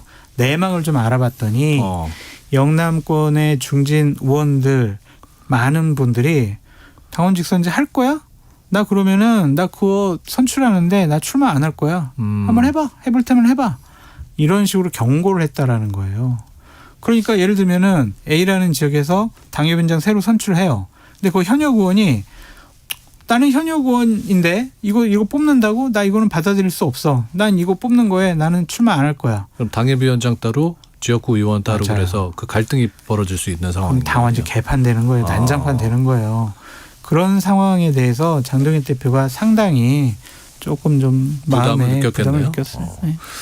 연찬회라는 거는 뭐 어떤 겁니까? 정당의 연찬회. 보통 정당에서는요. 국정감사를 앞두고 1박 2일 정도 의원들 다 연찬회를 하면서 국정감사 우리 어떻게 대비를 해야 되겠느냐. 그리고 11월 달부터 있는 예산안 우리가 어떠한 방점을 갖고 어떻게 할 것이냐. 그리고 정기국회 법안 처리는 어떻게 할 거냐. 이런 세 파트를 좀 분임 토의별로 하면서 나눠서 얘기를 해요. 그러니까 워크숍 같은. 맞아요. 그래서 전문가들 불러다가 얘기도 듣고 당의 뭐 고문급들 불러다가 또 얘기도 듣고. 오늘 박근혜 전 대통령이 참석하기로 확정이 된 거예요? 그렇죠. 정정식 원내대표가 박근혜 전 대통령 찾아가서 좀 연찬회에 참석하셔가지고 좀 말씀 좀 해주세요. 그랬답니다. 이게 어떤 의미입니까? 박 전 대통령이 연찬회에 참석을 한다는 거는? 이 양자 간의 좀 정치적인 이해관계가 좀 맞아 떨어진 것 같아요. 박근혜 전 대통령은 본인이 좀 억울하게 탄핵을 당했다. 나는 정치적으로 명예 회복을 해야 되겠다. 그러기 위해서는 국민의힘에서 나를 뒷받침해 줘야 되겠다. 국민의힘 의원들이 연찬회 하는데 나보고 오라고 한다고? 그럼 나 가서 얘기해야지. 스킨십을 넓혀서 본인의 좀 명예 회복에 주요한 지지 기반을 만들고 싶어하는 정치적인 이해관계가 하나랑 정정식 원내대표는 최근에 좀 욕심이 생겼답니다. 지금 장동혁 대표 체제를 못 무너뜨리는 근본적인 이유 중에 하나가 대안 부재잖아요. 네. 장동혁 끌어내리면 누구를 당대표로 세울래? 라고 했을 때 그래. A도 안 되고 B도 안 되고 어떡하지? 막 고민하다가 왜 나는 못하지? 나는 원내대표 하면서 비대위원장하고 전당대회 준비하면서 내가 중간에 당의 지도부로서 최고 지도부로서 비대위원장 함으로써 나의 정치적인 좀 위상도 좀 높일 수가 있지 않을까? 과거에 원내대표가 비대위원장 겸한 일도 흔하게 있어요. 네. 그렇기 때문에 왜 나는 왜 안 되겠어? 장동혁 대표 마음에 안 들어. 이런 상황인 것 같아요. 그래서 본인의 정치적인 영향력을 좀 높이기 위해서 이제 박근혜 전 대표를 모셔가지고 얘기를 듣는 것. 그래서 장동혁 대표랑 상의를 안 했다고 하더라고요. 그래서 두 분이 조금 요즘에 사이가 안 좋고 갈등 관계가 아니냐. 그러한 전망과 분석도 나오고 있습니다. 네. 오늘 박근혜 전 대통령은 무슨 얘기를 할까요? 통합 얘기를 많이 하시겠다고 하더라고요. 뭉쳐야 살아요. 뭉치세요. 우리끼리 싸우면 안 돼요. 이런 얘기를 좀 많이 하실 거라고 하는데 근데 저는 되게 부적절하게 봐요. 어쨌든 헌법재판소의 판결로 국민들의 선택에 의해서 탄핵당한 대통령이잖아요. 그것이 윤석열과 비교해 봤을 때 아이고 박근혜가 선년에 천사네. 아이고 그냥 국정농단 뭐 그 헌법을 수호하지 않겠다라는 최순실과의 뭐 이것 때문에 탄핵당한 거 너무 억울하겠네. 오해도 많이 받았네. 그러니까 박근혜 우리 데려다가 얘기도 듣자. 안 돼요. 지난번 지방선거 때 박근혜 전 대통령이 강원도 갔습니다. 부산 갔습니다. 충청도 갔습니다. 대구 경북에서 지원 유세했잖아요. 대구 경북 빼놓고는요. 다른 지역에서 선거 유세 도와준 사람 다 떨어졌어요.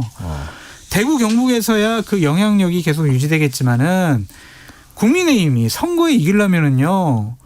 수도권 중요하잖아요. 서울 중요하잖아요. 충청도 중요하잖아요. 강원도 중요하잖아요. 거기 있는 국민들이 박근혜를 어떻게 생각하는지 박근혜 전 대통령 데려다가 말을 듣고 얘기를 경청하고 있는 국민의 의원들을 보면 어떻게 생각할지 국민들의 눈을 좀 두려워하시라라고 말씀드려요. 네. 이준석 개혁신당 대표가 갑자기 그만뒀습니다. 네, 이것도 좀 여러 가지가 마일리지처럼 쌓였던 것 같아요. 진짜 이유가 뭐예요?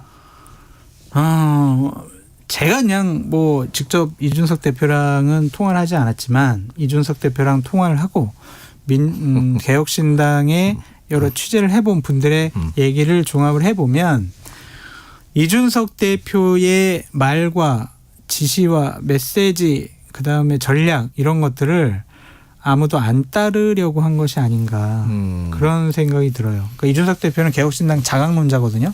우리끼리 좀 뭉쳐가지고 좀 우리의 세를 좀 키우면 어차피 2028년 총선을 앞두고 국민의힘이 손을 내밀 거야. 우리의 개혁적인 모습 필요하잖아. 이렇게 자강론. 근데 다른 분들은 현실적으로 그건 쉽지가 않다.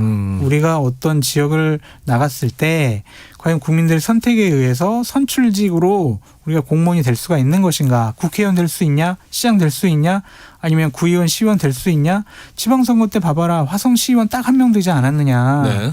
서울 지역에서는 정말 이름 없는 못 들어본 그런 정당보다 우리 후보의 지지율이 득표율이 훨씬 떨어졌다.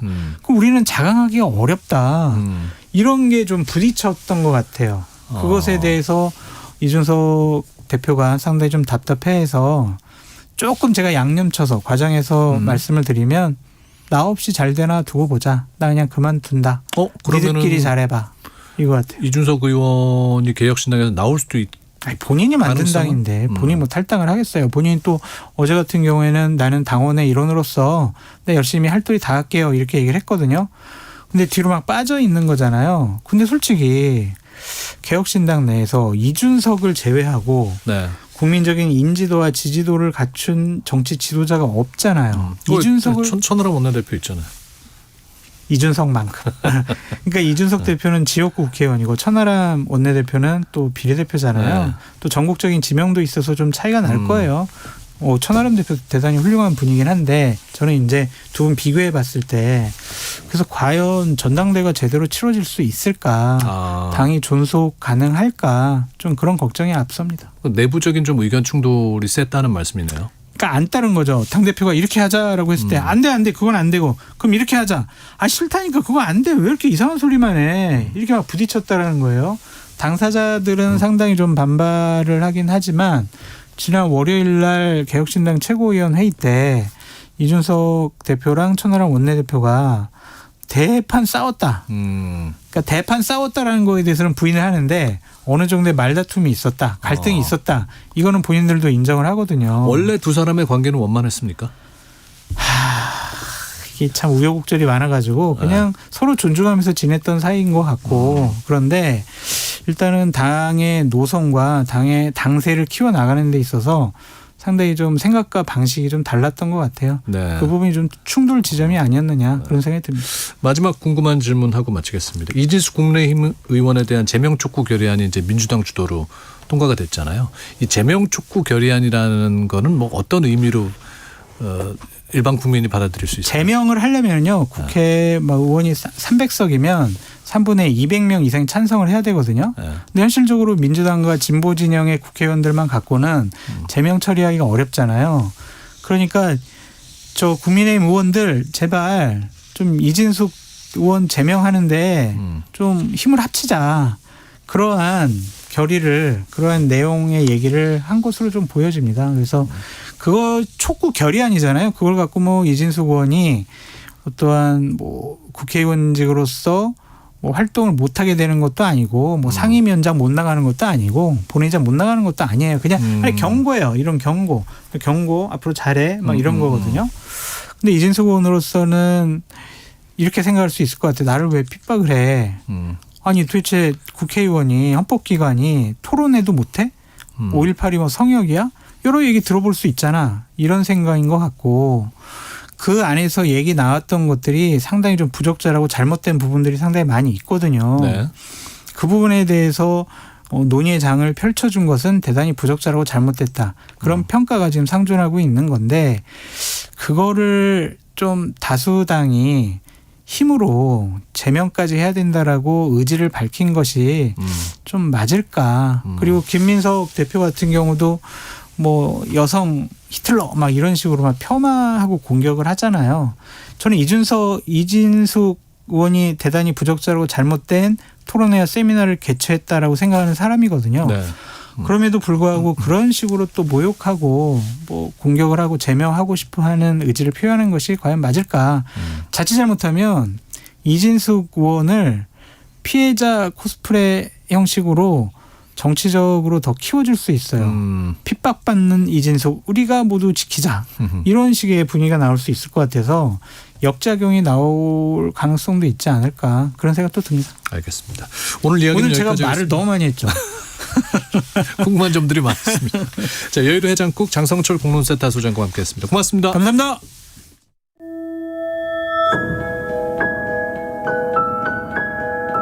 KBS 1라디오 세상의 모든 정보 윤인구입니다. 청취자 여러분과 함께하는 상담 코너 시작합니다. 아이는 무럭무럭 자라고 엄마 아빠 건강도 챙기는 시간. 우리 집 건강사랑방. 우리 가족 건강 이야기 우리 집 건강 사랑방 시간입니다. 이재현 용인세브란스 소아청소년과 교수 나오셨어요. 어서 오십시오. 안녕하세요. 네. 흡연자가 내뿜는 연기 뭐 이건 피하면 괜찮다고 생각하게 되는데 뭐 담배 끝에서 직접 나오는 연기도 문제가 되겠지만은 간접 흡연도 굉장히 위험하다고들 얘기하잖아요. 네. 직접 흡연과 간접 흡연 뭐 이건 어떻게 다르다고 얘기할 수 있을까요? 직접 흡연은 그래도 필터를 한번 거쳐서 들어오는 연기를 마십니다. 그러니까 이런 걸 주류연이라고 하고요. 간접 흡연은 이제 담배 끝에서 나오는 그 흡연자가 내뿜는 연기를 같이 마시게 되죠. 네. 필터를 거치지 않은 연기도 마시는 부류연을 마시게 됩니다.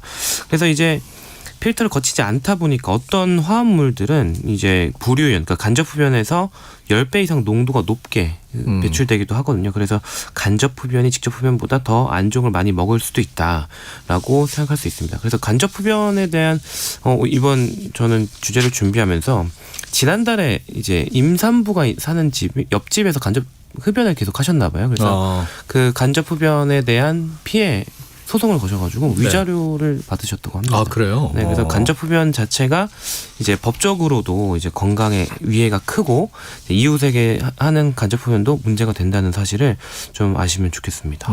이게 뭐 당연한 얘기일 수도 있겠지만 어른보다 어린 아이의 피해가 더 심각하죠. 네, 훨씬 심각합니다. 일단 아이들은 몸이 작은데 숨을 빨리 쉽니다. 성인은 1분에 12에서 20회, 그러니까 3초에서 5초에 한 번 숨을 쉬거든요. 네. 신생아는 1분에 40에서 60회 숨을 쉽니다. 그러니까 1초에 한 번씩 쉬는 거예요. 상당히 많네요. 네, 그러니까 이제 더 많은 그 담배 연기를 마시게 되고 또 아이들은 폐, 면역계, 뇌가 아직 자라는 중이죠. 근데 이런 자라는 중인 장기들은 그 방어 능력이 약하기 때문에 약한 상태에서 손상을 받고 그 상태에서 성장을 하게 되면 이제 나중에 어른이 됐을 때에도 더 큰 피해를 입을 수 있습니다.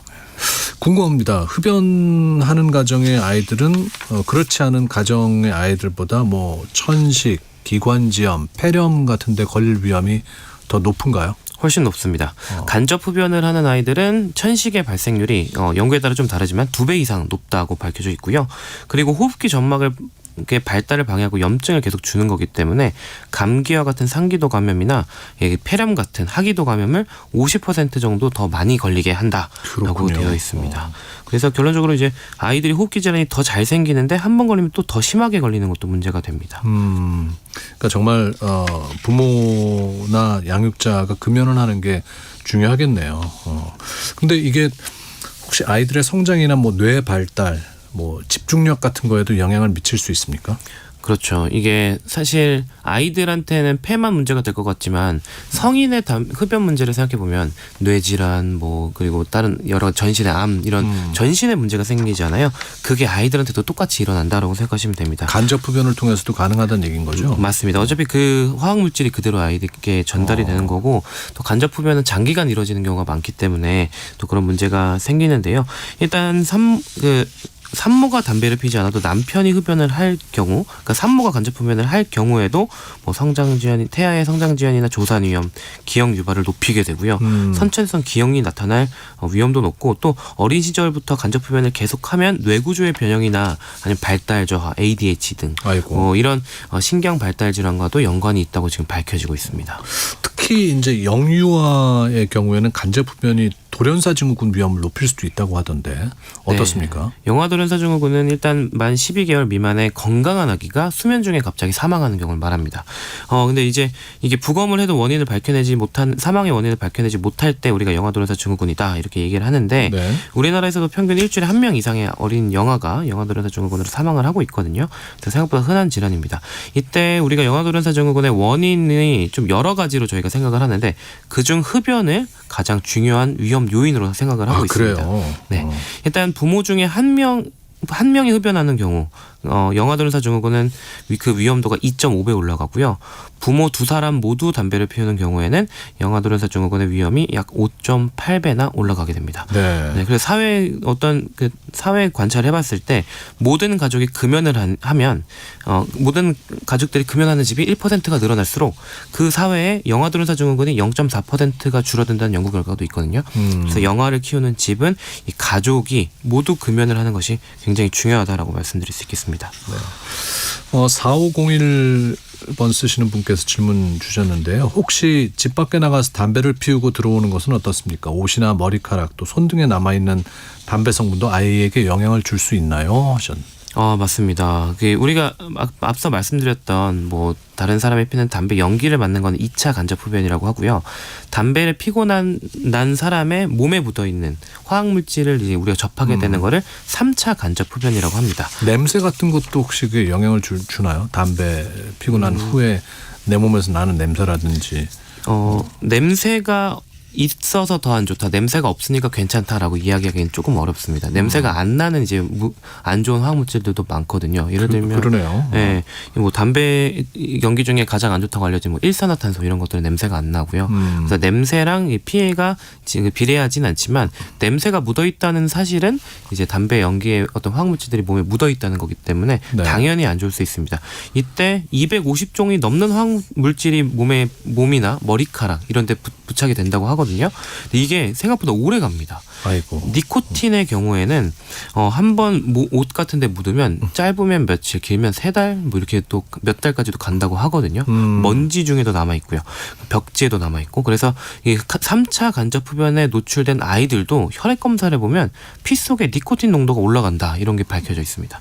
그 정도로 이제 밖에서 피고 오는 것도 참 조심을 해야 되고, 가장 주의하셔야 되는 게 밖에서 피고 와서 냄새 이렇게 탁 털어내시고 집에 와서 아기 안아주시고 하면 그 화학물질 묻은 옷에 아기가 안기는 거기 때문에, 그래서 아이들이 3차 간접 흡연에 피해를 볼 수 있습니다. 아이고, 알면 알수록 아이가 있는 집이나 또 손주들 보시는 할아버지, 할머니 입장에서는 담배 피시면 안 되시겠네. 4620님께서 이런 질문 주셨어요. 요즘은 일반 담배 대신 전자담배 많이 사용하는데 이게 연기가 아니라 수증기라서 괜찮지 않나요?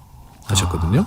이게 연구가 되면 될수록 그냥 전자담배도 그냥 담배로 생각하자라고 결론을 내리고 있습니다. 안 좋은 점이 많다는 얘기죠. 네, 이게 수증기가 나오니까 괜찮다고 하시지만, 이게 그냥 단순히 물만 끓이는 게 아니라 여러 가지 화학물질들이 들어가 있거든요. 니코틴이 들어가 있는 것도 있고요, 실제로. 그래서 이런 화학물질들이 예전에는 몸에 얼마나 나쁜지가 연구가 안 되었을 뿐이지, 최근에는 연구 결과들이 많이 쌓이면서 세계보건기구 WHO에서는 이제 이런 어떤 가열식 담배나 이런 담배가 일반 담배보다 덜 유해하다라고 결론을 내릴 근거가 충분하지 않다. 그러니까 결국은 그냥 똑같이 안 좋다라고 생각하시면 되겠습니다. 7402님께서 임신을 준비하고 있는데요. 남편이 담배를 피웁니다. 아이를 낳으면 담배를 끊겠다고 하는데 그래도 될까요? 낳기 전에 끊으셔야 될 것 같아요. 네, 일단 임신 중에도 담배를 피우시면 간접 흡연이 안 좋기도 하고요. 또 하나 말씀드리고 싶은 게 사실 임신 준비할 때부터 좀 끊어라라고 저희는 말씀을 드립니다. 이게 한 대규모 연구를 해보면요. 하루 10개비 이상 담배를 피는 분들은 일단 10에서 20% 이상 유산의 위험이 높아진다라고 되어 있고요. 그리고 임신 성공률을 높이는데도 금연이 되게 중요한 요소 중에 하나입니다. 요즘 난임 치료 받으시는 분들이 정말 많은데 병원에서 하는 난임 치료를 잘 받는 것도 중요한데요. 근데 그 치료가 힘든 거는 여성분들이 오롯이 다 견디는 거거든요. 근데 그때 옆에서 꼭 남편분이 하실 수 있는 가장 큰 좋은 노력은 금연이라고 저는 생각을 합니다. 네. 자, 그러면은 이제 아이가 있는 가정에서 부모나 가족 중에 또 흡연하시는 분이 있다면은 아이를 간접 흡연으로부터 보호하기 위해서 최소한 이것만큼은 좀 지키시라 말씀해 주신다면요. 일단 가장 중요한 원칙은 어떠한 종류의 담배든지 끊어내는 겁니다. 근데 이게 끊는 게 쉽지가 않죠. 담배 끊는 사람과 상종하지도 마라 이런 말이 있을 정도로 굉장히 독한 마음가짐이 필요한데 그래서 우리 국가에서도 그렇고 여러 가지 병원에서 금연을 도와줍니다. 그래서 최소한 이것만큼은 지켜야 된다라고 하면 내가 언제 담배를 끊겠다는 날짜를 딱 정하시고요. 네. 그때 꼭 보건소나 병원에 찾아가셔서 도움을 받고 확실히 담배를 끊으시는 게 가장 중요하겠습니다. 네. 자, 김동욱님께서 지난주에 동네 커피숍 사장님이 카페 앞에서 담배 피는 아저씨한테 임산부 있으니까 담배 좀 꺼달라라고 부탁을 하셨는데 보란 듯이 옆에 있던 아저씨가 담배를 피더군요 하셨습니다. 오늘 방송 들으셨으면 절대 앞으로 이런 일 없으시기를 많은 분들이 느끼셨으면 좋겠습니다. 용인 세브란스병원 이재현 교수와 함께했습니다. 말씀 고맙습니다. 감사합니다.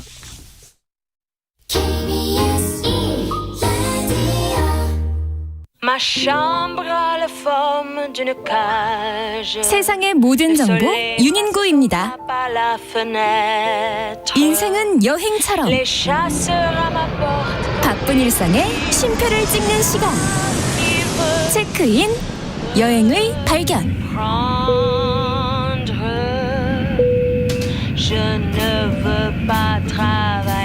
약간 이 소리는 듣기만 해도 좀 설레지 않아요? 비행기 안에서 그 띵동띵동 하는 소리는. 네. 설레면서 시작하겠습니다. 익숙한 일상 잠시 내려놓고 낯선 풍경 속에서 새로운 설렘을 만나는 시간. 체크인 여행의 발견. 장주영 매일경제 여행플러스 편집장과 함께합니다. 어서 오십시오. 안녕하세요. 네. 아직 가을이라기에는 한낮이 너무 덥습니다. 맞습니다. 왜 이렇게 참 더워요. 네. 뭐 게다가 좀 습하기도 해서 그러니까 힘들죠. 땀이, 또 땀도 많이 나고. 네. 자, 하지만 우리 청취자 여러분께는 미리 좀 가을을 맛보실 수 있도록 좋은 곳으로 안내를 해보죠. 오늘 무주 간다고 제가 미리 청취자분들께는 소개를 해드렸거든요. 네, 무진장 좋은 곳이라고 해서 무주라는 얘기도 있는 그런 구장입니다. 좀 특별한 곳으로 좀 안내할 건데요. 오늘은 이 낮이 아니라 어둠이 좀 내려야 비로소 여행을 시작할 수 있는 곳으로 가보려고 합니다. 무주에서 조만간 9월 4일부터 9월 12일까지 아흘에 동안 제30회 무주 반딧불 축제가 열리거든요. 올해 주제가 이 반디의 빛 세계를 만나다로 정해서 이 관광객 맞을 채비를 아주 한창 하고 있습니다. 이 무주 반딧불 축제는 유명한 축제죠. 그래서 그렇죠. 자리를 잘 잡은. 근데 벌써 30회째를 맞는군요. 맞습니다. 네. 또 올해는 좀 특별한 행사들이 열립니까? 네, 원래 지방 축제들 보면 그냥 프로그램들이 좀 비슷비슷하잖아요. 예, 그런데 이 반딧불 축제는 아무래도 30년째 하고 있기도 하고 또 많이 진화가 됐겠네요. 맞습니다. 그렇죠? 뭐 진화도 했고 시행착오를 겪으면서 그렇습니다. 그리고 이 반딧불이라는 그 매개체 자체가 특별하기 때문에 그래서 지역 자체를 좀 자연 또 생태 문화로 좀 연결을 해서 여행을 하는 느낌으로 그렇게 좀 구성을 했습니다. 네. 그래서 올해 무주군도 올해 축제의 주제를 자연특별시 무주로의 힐링 여행으로 잡았거든요. 또 축제장도 진암공원, 남대천, 반디랜드 등 이 무주군 곳곳으로 좀 많이 펼쳐놨습니다. 근데 저도 기억해 보면 반딧불을 직접 눈으로 봤던 기억이 있던가 좀 가물가물한데 네. 반딧불 만나기 쉽지 않지 않습니까? 맞습니다. 이 반딧불이 제가 전문가들 얘기 좀 들어보니까 7수 이상의 깨끗한 물이랑 또 오염되지 않은 공기와 토양에서만 살아남는 아주 예민한 생물이라고 해요. 그러니까 청정 자연에 가야 맞습니다. 만날 수 있는. 네네. 그만큼 무주가 굉장히 좀 청정 자연을 유지하고 있다. 그런 뜻으로 받아들여 주셔도 되고요. 사실 저도 반딧불을 쉽게 접하진 못하죠. 하지만 간간히 제가 여행 취재를 가거나 아니면 진짜 그 깨끗하다는 그 자연 속으로 가면 만나볼 수가 있는데 진짜 딱 만나잖아요. 그럼 반딧불이 하나만 있는 게 아니라 하나, 둘, 셋 이런 것도 아니고 수백 수천 개의 그 깜빡깜빡깜빡하는 그래요? 그런 모습으로 있거든요. 감동이겠다. 정말 감동입니다. 그래서 그 버킷리스트 중에 뭐 오로라를 본다거나 뭐 이런 사람 분들 계시잖아요. 네네. 이 반딧불 보는 것만으로도 그런 느낌 받으실 수 있는 그런 체험하실 수가 있으니까 무주 반딧불이 축제 꼭 한번 기억해 두시면 좋겠고요. 말만 들어도 설레는데요. 맞습니다. 그 요게 정말 의미가 있는 게 이번 축제 프로그램도 반딧불이 신비 탐사라고 정했거든요. 네. 신비하다라는 얘기죠. 네. 그러면은 뭐 이게 어떻게 뭐 참여할 수 있고 탐사를 어떻게 한다는 겁니까? 이 축제장에 딱 도착하면 정면에 출발 상황실이라고 보입니다. 네. 거기서 예약 확인을 거친 뒤에 이 주최 측에서 10,000원 상당의 무주사랑 상품권을 한 장을 주시거든요. 축제장이라는 데가 어디예요? 그 위에서 말씀하신 뭐 진암공원, 남대천, 반디랜드 다 해당이 되는 겁니까? 그 남대천 쪽에 있습니다. 남대천 쪽에. 남대천 쪽에 있는데요. 그래서 그 1만 원 받은 1만 원 무주사랑 상품권을 가지고서 뭐 먹거리 장터에서 맛있는 음식을 맛보셔도 좋고 뭐 활용 가치가 좁습니다. 그리고 이 탐사가 그냥 걸어서 가는 게 아니라 버스를 탑승해서 가거든요. 그래서 자신이 예약한 시간의 버스를 놓치게 되면 탑승 제한을 받을 수가 있습니다. 그래서 반드시 본인이 예약한 그 시간을 지켜서 가셔야 하고요. 버스를 타고 좀 어느 정도 가면 반딧불 서식지까지 가게 되는데 거기서 실제로 생태 탐사 체험을 하게 됩니다. 이 탐사 장소에서는 이 안내에 좀 잘 따라서 조명과 소음도 확 줄이게 되거든요. 그래야겠네요. 네. 이 조명이 어느 정도냐면 앞에 사람이나 주변 사람들이 거의 보이지 않을 정도로 완전히 조명을 줄이게 되고 소리도 이 물소리나 바람 소리 정도만 들릴 정도로 아주 그 소리도 없는 그런 상황이 벌어집니다. 아주 적막한 맞습니다. 고요 속에서 그렇게 고요한 상황에서 숲이나 논이나 하천 주변을 걷게 되는데요. 사람 눈이 참 신기한 게 어두운 곳에 있으면 살짝 뭔가가 보이는 그런 현상으로 바뀌거든요. 예, 그래서 어느 순간 딱 보면 반딧불이 뭔가 반짝반짝하는 게 보입니다. 예, 그때부터 이제 그 반딧불 탐사를 시작하게 되는데요. 이 반딧불이 아까 좀 전에도 설명을 드렸지만 굉장히 좀 여러 반딧불이 모여 있는 경우가 많거든요. 그래서 아주 또렷하게 아무래도 어둡다 보니까 아주 또렷하게 밝게 빛납니다. 그래서 좀 이런 과정을 한 1시간 30분 정도 거치게 됩니다. 김명환님께서 어릴 적 우리 동네에 반딧불이 엄청 있었는데 요즘은 눈 닦고 찾아도 없어요 하셨고요. 3233님께서 반딧불을 다 잡아둔 걸까요? 반딧불이들이 도망은 안 가나요 하는데 거리가 이렇게 많이 떨어져 바로 앞에서 이렇게 보는 건 아니죠? 바로 앞까지는 아닌데요. 어느 정도 그 나무 숲 있는 곳까지는 갑니다. 그래서 일부 분들은 막 잡으려고 손도 뻗고 막 그 하시는데 근데 반딧불이 은근히 빠르거든요. 그래서 잡히진 않고 실제 잡는 분들도 있다고 해요. 근데 이 잡는 것보다 반딧불은 사실 보는 게 맛이잖아요. 그러니까요. 그걸 잡아서 뭐 하시려고. 그러니까요. 근데 이게 참여하려면 뭐 사전 준비가 좀 필요합니까? 맞습니다. 이 굉장히 좀 중요한 팁인데 그냥 아무 얘기 없이 그냥 가서 저 반딧불이 탐사하고 싶어요라고 하면 안 받아줍니다. 왜요? 무조건 인터넷 예약을 통해서만 받고 있습니다. 사전 예약을 꼭 하셔야 한다는 말씀이죠. 인기가 많은가 봐요. 그렇죠. 그리고 좀 전에 말씀드렸듯이 버스를 타고 움직이기 때문에 버스에 한계가 있잖아요. 그 좌석 확보도 있고 그러니까. 그래서 반드시 인터넷으로 사전 예약을 하셔야 한다 말씀을 드리고요. 행사가 9월 4일부터 12일까지라고 말씀드렸는데 매일 회차가 있습니다. 그리고 9월 14일과 15일은 운영하지 않으니까 참고하셔야 하겠고요. 대신에 축제가 12일에 끝나도 20일까지 이 반딧불 탐사는 이어질 수 있으니까 참고하시면 좋겠습니다. 그리고 매일 저녁 6시 40분부터 시작을 하거든요. 그래서 보통 해가 질 무렵에 가셔서 보시는 게 가장 유리하니까 그 시간도 유념하셔서 가시면 좋겠고 마지막으로 아까 그 제가 잠깐 말씀드리긴 했는데 입장권을 사면 1인당 무주사랑 상품권 10,000원권을 돌려준다고 말씀을 드렸잖아요. 참고로 입장권이 2만 원이에요. 맞습니다. 네. 그래서 이 반딧불 탐사도 하고 지역에서 먹거리도 먹고 기념품도 사고 뭐 여행객 입장에서는 아주 일석삼조의 아주 꽤 괜찮은 그런 구조라고 생각하시면 됩니다. 아까 시작하면서 편집장님이 이제 청정 자연에만 이 반딧불이들이 살고 있다라고 얘기를 하셔가지고 여기 찾아가시는 분들도 좀 주의하셔야 될 점들이 있을 것 같아요. 네. 뭐 보는 거 그리고 잡는 거 완전히 다르죠. 우리는 사실 여기까지 가서 잠깐 보고 돌아오는 거지만 이곳 서식지는 반딧불이가 사는 집이잖아요. 그렇죠. 그래서 우리도 보면 갑자기 손님이 집으로 찾아오면 굉장히 불편하지 않습니까? 쟤 뭐야? 맞죠. 어딘데? 그러니까요. 그래서 반딧불이 이 사는 곳도 자연의 예의를 갖춰서 서식지 훼손하지 않고 안내요원 지시에 따라서 잘 이동하시는 게 중요하겠고요. 또 이 신비탐사는 자연 환경과 기상 상황에 따라서 이 관찰을 좀 제한하거나 취소될 수도 있거든요. 돈 냈으니까 난 무조건 볼 거야, 많이 볼 거야, 이런 마음이 아니라 체험이니까, 자연 체험이니까 이렇게 생각하시는 게 좋겠습니다. 그리고 어둠이 있어야 반딧불 빛이 잘 보일 거잖아요. 그렇죠. 그래서 사진을 찍겠다는 욕심보다는 두 눈으로 담겠다라는 마음으로 좀 보시면 좋겠습니다. 그래, 우리는 요즘 어디 가면 너무 이 핸드폰 켜서 담으려고 그래. 근데 그러니까요. 그 눈으로 보는 거하고 사진에 담아서 보는 거하고 또 놓칠 수가 있잖아요. 맞습니다. 정말 소중한 순간을. 네. 그 휴대폰 화면으로 보는 것과 실제 눈으로 보는 게 다르니까 가급적이면 두 눈으로 보고 머릿속에 기억으로 또 추억으로 남기셨으면 좋겠습니다. 좋네요. 네. 그런 의미에서 이곳에 가시면 휴대폰은 주머니 속으로 꼭 넣어서 이동하시면 좋을 것 같고, 그리고 어린이들 중에 그 신발이 반짝반짝 빛나는 신발 신는 친구들 좀 있거든요. 그런 친구들. 특히 어린 애기들 많이 신기죠. 네. 또 소리까지 나는 친구들도 있는데. 그러면 안 되겠구나. 네. 그런 신발도 좀 지향을 하시면 반딧불이 보는데 아주 좋겠다라는 말씀을 드리고, 또 여기가 아무래도 9월 초에 시작하니까 일교차가 조금 있을 겁니다.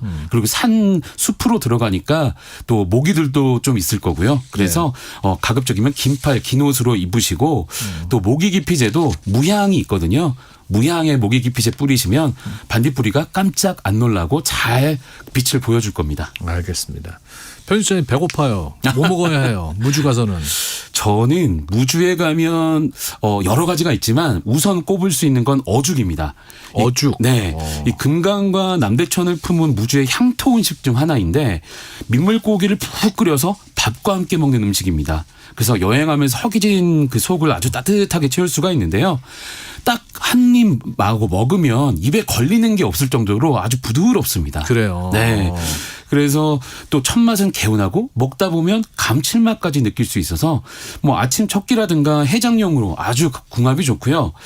사실 저는 개인적으로 도리뱅뱅이 꼭 맛보라고 추천하고 싶습니다. 피라미나 아니면 버들치, 송사리 같은 작은 물고기를 잡아가지고 튀겨고요.